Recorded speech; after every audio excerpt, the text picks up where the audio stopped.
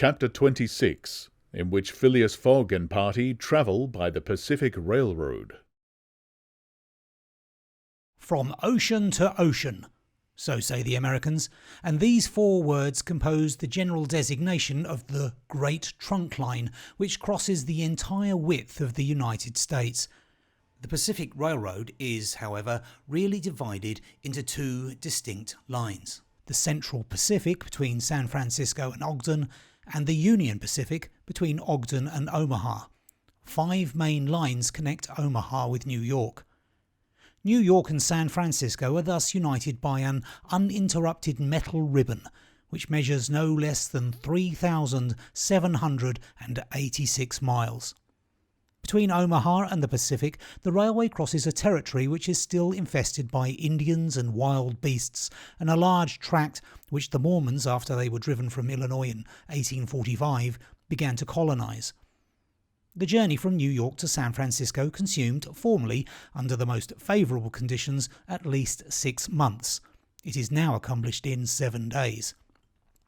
It was in 1862 that, in spite of the Southern members of Congress, who wished a more southerly route, it was decided to lay the road between the 41st and 42nd parallels. President Lincoln himself fixed the end of the line at Omaha in Nebraska. The work was at once commenced and pursued with true American energy, nor did the rapidity with which it went on injuriously affect its good execution. The road grew, on the prairies, 1.5 miles a day. A locomotive, running on the rails laid down the evening before, brought the rails to be laid on the morrow, and advanced upon them as fast as they were put in position. The Pacific Railroad is joined by several branches in Iowa, Kansas, Colorado, and Oregon. On leaving Omaha, it passes along the left bank of the Platte River as far as the junction of its northern branch, follows its southern branch, crosses the Laramie Territory and the Wasatch Mountains, turns the Great Salt Lake and reaches Salt Lake City, the Mormon capital, plunges into the Tooele Valley, across the American Desert, Cedar and Humboldt Mountains, the Sierra Nevada, and descends via Sacramento to the Pacific, its grade, even on the Rocky Mountains, never exceeding 112 feet to the mile. Such was the road to be traversed in 7 days, which would enable Phileas Fogg, at least so he hoped, to take the Atlantic steamer at New York on the 11th for Liverpool.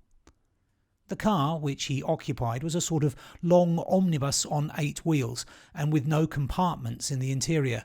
It was supplied with 2 rows of seats, perpendicular to the direction of the train on either side of an aisle, which conducted to the front and rear platforms.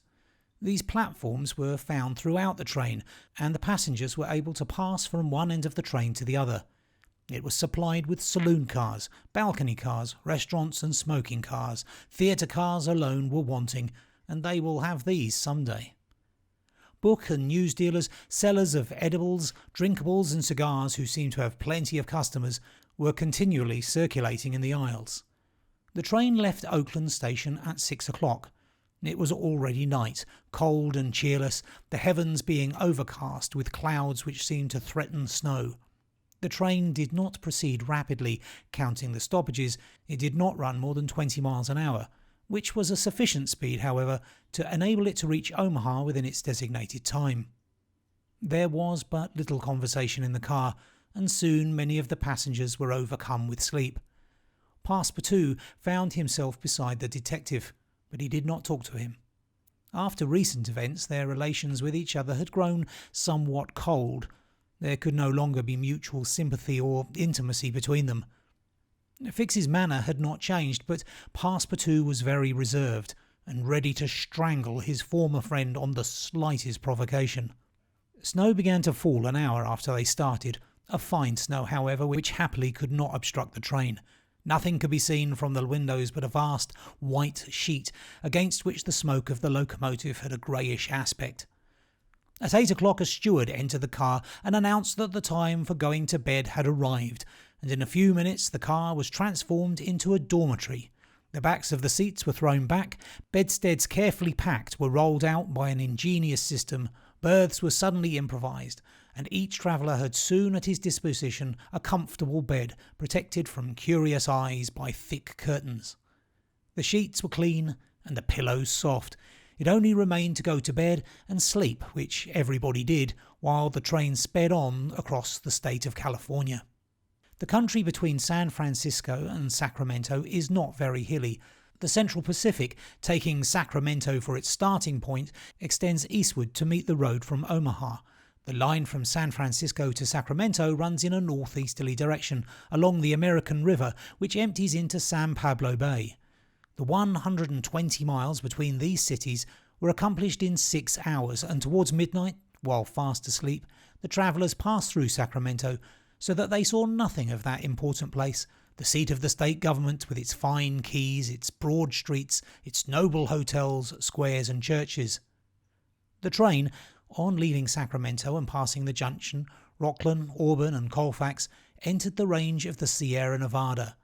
Cisco was reached at 7 in the morning, and an hour later the dormitory was transformed into an ordinary car, and the travellers could observe the picturesque beauties of the mountain region through which they were steaming. The railway track wound in and out among the passes, now approaching the mountain sides, now suspended over precipices, avoiding abrupt angles by bold curves, plunging into narrow defiles which seemed to have no outlet.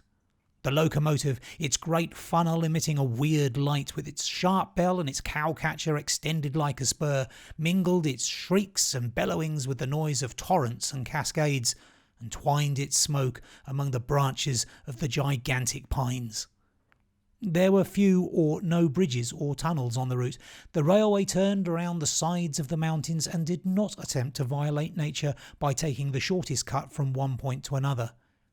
The train entered the state of Nevada through the Carson Valley about 9 o'clock, going always northeasterly, and at midday reached Reno, where there was a delay of 20 minutes for breakfast.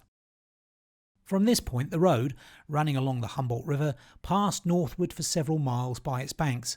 Then it turned eastward and kept by the river until it reached the Humboldt Range, nearly at the extreme eastern limit of Nevada. Having breakfasted, Mr. Fogg and his companions resumed their places in the car and observed the varied landscape which unfolded itself as they passed along the vast prairies, the mountains lining the horizon, and the creeks with their frothy, foaming streams. Sometimes a great herd of buffaloes, massing together in the distance, seemed like a movable dam. These innumerable multitudes of ruminating beasts often form an insurmountable obstacle to the passage of the trains. Thousands of them have been seen passing over the track for hours together in compact ranks. The locomotive is then forced to stop and wait till the road is once more clear. This happened indeed to the train in which Mr. Fogg was travelling. About 12 o'clock, a troop of 10 or 12,000 head of buffalo encumbered the track. The locomotive, slackening its speed, tried to clear the way with its cowcatcher, but the mass of animals was too great. The buffaloes marched along with a tranquil gait, uttering now and then deafening bellowings. There was no use of interrupting them, for, having taken a particular direction, nothing can moderate and change their course. It is a torrent of living flesh, which no dam could contain. The travellers gazed on this curious spectacle from the platforms, but Phileas Fogg, who had the most reason of all to be in a hurry, remained in his seat and waited philosophically until it should please the buffaloes to get out of the way. Passepartout was furious at the delay they occasioned, and longed to discharge his arsenal of revolvers upon them. "What a country!" cried he. "Mere cattle stop the trains and go by in a procession just as if they were not impeding travel. Parbleu! I should like to know if Mr. Fogg foresaw this mishap in his programme. And here's an engineer who doesn't dare to run the locomotive into this herd of beasts." The engineer did not try to overcome the obstacle, and he was wise. He would have crushed the first buffaloes, no doubt, with the cowcatcher, but the locomotive, however powerful, would soon have been checked. The train would inevitably have been thrown off the track, and would then have been helpless. The best course was to wait patiently, and regain the lost time by greater speed when the obstacle was removed. The procession of buffaloes lasted 3 full hours, and it was night before the track was clear. The last ranks of the herd were now passing over the rails, while the first had already disappeared below the southern horizon. It was 8 o'clock when the train passed through the defiles of the Humboldt Range and 9:30 when it penetrated Utah, the region of the Great Salt Lake, the singular colony of the Mormons.